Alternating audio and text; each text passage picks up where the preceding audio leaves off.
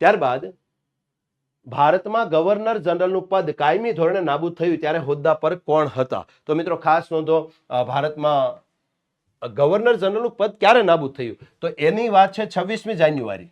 મિત્રો 26મી જાન્યુઆરી 1950ના રોજ જ્યારે આપણા દેશનું બંધારણ અમલમાં આવ્યું ત્યારે આપણો દેશ એક પ્રજાસત્તાક દેશ બન્યો અને આપણા દેશનો જે સાંસ્થાનિક દરજ્જો હતો એ સમાપ્ત થયો. આપણા દેશનો એક ડોમિનિયન સ્ટેટસ હતું એ સમાપ્ત થયું. અને જ્યારે 26 જાન્યુઆરી 1950ના રોજ ભારત દેશનું બંધારણ જ્યારે અમલમાં આવ્યું ત્યારે દેશ પ્રજાસત્તાક બન્યો એટલે આપણો ડોમિનિયન સ્ટેટસનો દરજ્જો સમાપ્ત થયો. અને ત્યારે આપણા દેશના ગવર્નર જનરલ હતા ઓપ્શન બી માં જેનું નામ છે તે ચક્રવર્તી રાજગોપાલાચારી અથવા સી રાજગોપાલાચારી. તો મિત્રો જ્યારે ભારત દેશનું બંધારણ અમલમાં આવ્યું ત્યારે આપણો દેશ છે એ પ્રજાસત્તાક દેશ બન્યો અને ત્યારે આપણા દેશના ગવર્નર જનરલ હતા ચક્રવર્તી રાજગોપાલાચારી. તેથી આપણો જવાબ છે ઓપ્શન બી, ચક્રવર્તી રાજગોપાલાચારી.